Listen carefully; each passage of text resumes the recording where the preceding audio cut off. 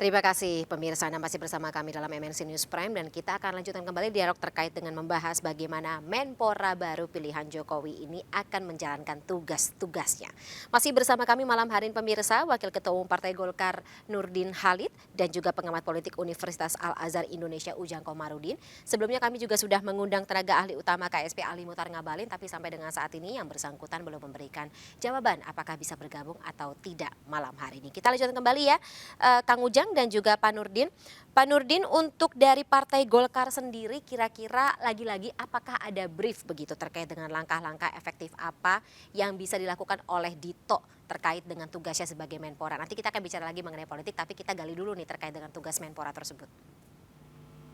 Tidak ada brief khusus kepada Saudara Dito karena kita yakin Dito mampu mengemban amanah yang diberikan oleh Bapak Presiden. Yang memberikan brief itu saya kira Bapak Presiden. Kalau dari partai hanya mengarahkan hal yang bersifat umum, harus kerja yang baik. Apa yang sudah dilakukan oleh Pak Sedi Amali yang bagus dilanjutkan, ciptakan terobosan-terobosan baru sesuai dengan arahan Bapak Presiden.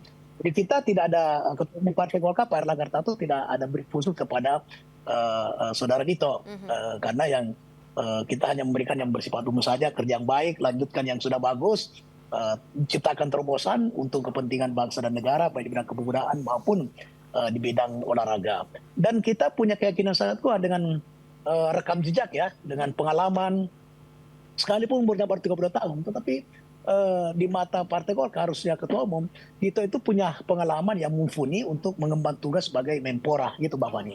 Baik, itu keunggulan Dito gitu dibanding katakanlah kalau kita bicara mengenai lettingan para menteri di kabinet Pak Jokowi, ini usianya terbilang jauh lebih muda begitu dari teman-teman menteri lainnya seperti itu. Apa keunggulan Dito gitu dibanding kader-kader Golkar lain yang mungkin usianya lebih matang begitu untuk diajukan sebagai Menpora dari parpol sendiri waktu itu pertimbangannya? Ya ada 3 nama yang diajukan kepada Bapak Presiden. Tiganya itu dianggap mumpuni oleh Ketua Umum Partai Golkar. Jadi masing-masing punya kelebihan dan kekurangan. Tapi yang dipilih oleh Bapak Presiden itu adalah Saudara Dito, itu adalah hak prerogatif Bapak Presiden.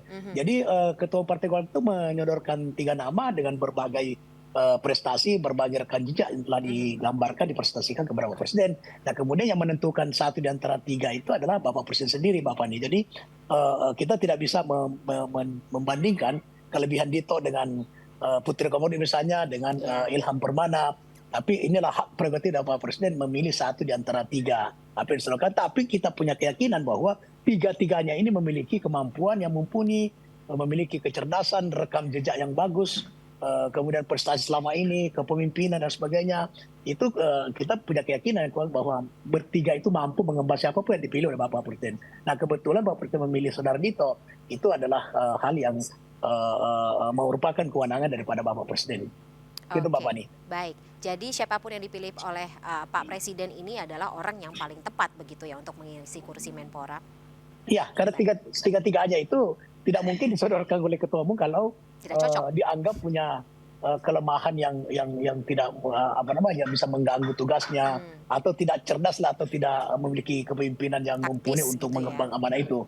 Nah, oleh karena itu siapapun yang dipilih antara 3 itu punya kapabilitas, kredibilitas dan kemampuan manajerial untuk memimpin Kementerian Pemuda dan Olahraga.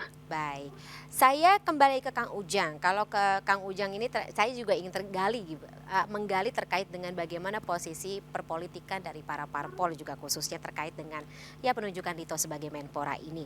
Kalau begini apakah dari Kang Ujang sudah mulai terlihat gitu apakah posisi parpol-parpol dalam koalisi ini sudah lebih firm, sudah mulai kelihatan nih siapa mengarah ke siapa, siapa akan lebih dekat kepada siapa? Kalau kabinet kita hubung-hubungkan dengan koalisi agak sulit ya, karena nanti kabinet itu hak prerogatif presiden. Enggak, siapa Nah, tahu kan, kalau kata Kang Ujang tadi gitu ada yang udah kelihatan baper gitu kan. Ya kan begini, kita lihat kemarin ya pertemuan 5 parpol itu sudah menjadi titik ukur parameter koalisi itu mengerucut pada sebuah pembentukan koalisi yang agak semakin dekat gitu. Jadi koalisi besar Kang Ujang. Besar lah kalau bahasanya. Iya, kemarin dipanggil loh 5 parpol gitu ya. Ya, ketua umum. Kenapa misalkan PDIP tidak diundang atau pura-pura diundang karena alasannya di Jepang, Bu Meganya. Lalu kenapa Nasdem juga tidak diundang karena memang sudah membentuk koalisi perubahan. Saya sih melihat ya kelihatannya koalisi besar itu akan menjadi sebuah kenyataan karena tadi Pak Jokowi mengatakan di awal gitu di MNC News ini bahwa ya soal keberlanjutan pemerintahan. Nah, siapa yang bisa melanjutkan pemerintahan Pak Jokowi ya di koalisi itu. Kedua gabungan koalisi besar itu, Koalisi Indonesia Bersatu maupun Koalisi Kebangkitan Indonesia Raya. Jadi tinggal nanti kalaupun memang mereka bergabung, berkoalisi, tinggal dicari sosok atau figur capres-cawapres yang layak jual. Yang number one lah, yang memiliki elektabilitas yang tinggi atau kuat agar bisa bersaing dengan katakanlah capres dari pihak lain. Karena kita tahu bahwa Nasdem, PKS dan Demokrat sudah punya jago Anies, tinggal nanti menunggu pasangannya siapa. Nah di sebelah sana ada PDIP. Ini semua kita sedang menunggu siapa yang akan dijagokan oleh PDIP. Katakanlah kalau Mbak Puan, ya atau kalau nanti misalkan Pak Ganjar, berarti kemungkinan besar ada 3 poros kekuatan koalisi di 2024 nanti. Tadi koalisi besar ya, yang diinisiasi oleh Pak Jokowi sendiri dengan bertemu kemarin di DPP PAN, lalu kemungkinan juga ada koalisi perubahan untuk persatuan dan PDIP sendiri yang punya golden ticket. Tetapi semua masih bisa bersatu. Saya sih meyakini ya kalau koalisi besar ini bersatu akan kuat. Tetapi memang dalam konteks pemilihan langsung, figur itu juga harus diperhatikan. Jadi capres-cawapres yang memiliki elektabilitas tinggi juga harus diperhatikan. Kalau kita melihat konstruksi ya Mbak Fani ya, capres kita misalkan arahnya kemana, misalkan di KIB ya ada Pak Erlangga misalkan. Kalau di Koalisi Kebangkitan Indonesia Raya ada Pak Prabowo gitu. Ya tinggal dikompromikan saja. Siapa misalkan yang jadi capresnya, siapa yang jadi cawapresnya. Ya nanti diukur parameter banyak faktor atau variabel ya terkait dengan siapa yang layak dari kedua kekuatan besar koalisi itu. Pak Prabowo, Pak Erlangga atau yang lainnya. Ya saya sih melihat koalisi besar itu kelihatannya akan terbentuk dan akan terjadi ya. Karena di bawah komandan Pak Jokowi langsung kelihatannya. Seperti itu Bapak nih.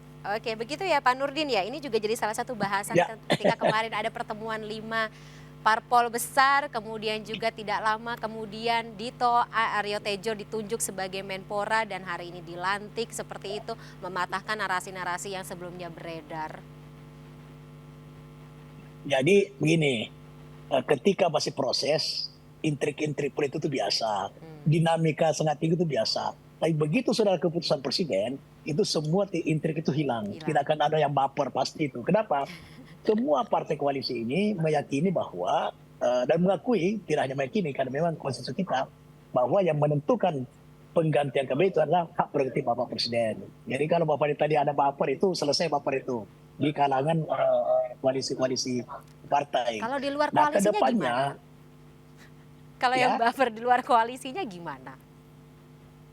Ya, itu baper sendiri namanya. Itu karena itu namanya itu kemauan sendiri saja karena harusnya dia paham bahwa penggantian kabinet itu adalah hak prerogatif presiden. Ya, ketika presiden sudah memutuskan, maka tidak boleh ada baper baik koalisi maupun non koalisi Bapak ini.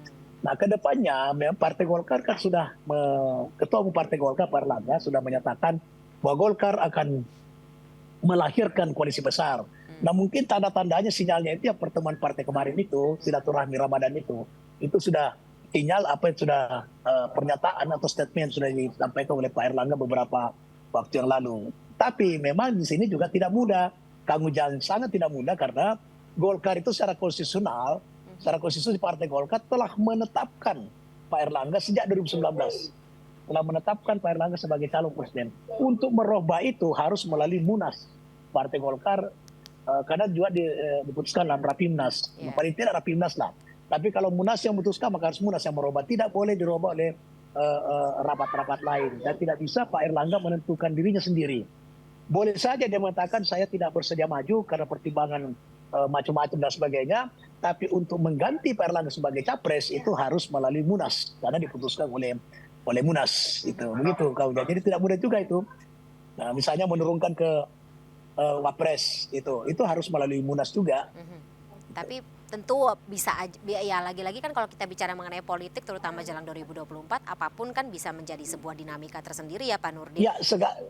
Ya, segala kemungkinan dalam politik itu bisa saja terjadi. Jadi misalnya Pak Prabowo capresnya, Pak Erlangga cawapresnya. Selesai koalisi besar itu sebetulnya kalau itu terjadi. Tapi itu tidak mudah secara konstitusi karena harus diputuskan oleh Munas Partai Golkar.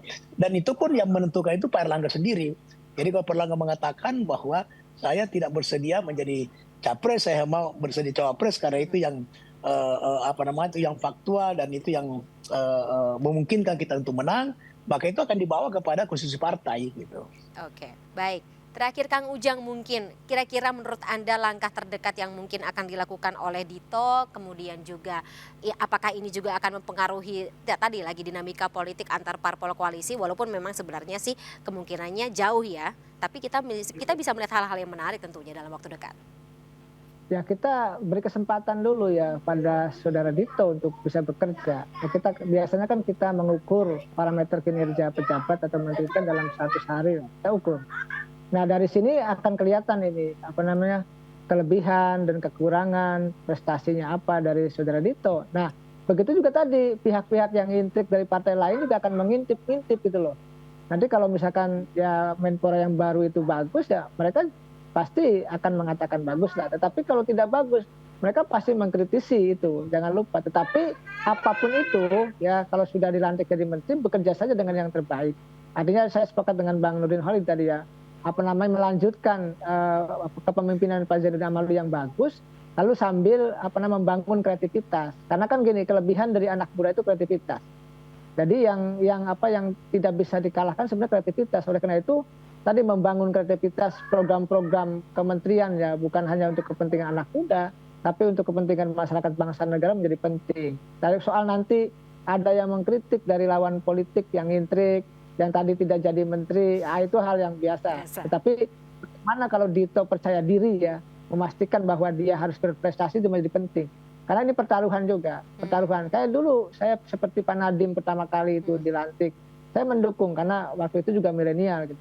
Ya di tengah jalan juga kita kritik-kritik ketika banyak hal yang tidak berkenan gitu. Itu hal yang biasa. Nah, dalam konteks ini saya meyakini ya ketika Pak Presiden mengamanahi kursi Menpora kepada Dito, saya rasa harus ada terobosan-terobosan baru yang harus dimiliki oleh Dito agar memang anak muda itu dipercaya ya punya tantangan yang harus ditaklukkan, punya kesempatan yang juga harus dibuktikan, lalu juga ya punya prestasi yang harus dikejar. Saya yakin Partai Golkar mendorong Dito agar bekerja keras untuk tadi mengabdi kepada bangsa dan negara. Kan sifatnya pembantu presiden jadi taat dan patuh dan sebenarnya gini tidak ada visi misi menteri, yang ada visi misi presiden. Jalankan saja instruksi presiden dengan baik, dengan penuh jiwa sehingga tadi berprestasi di kemudian hari. Begitu Mbak Fani.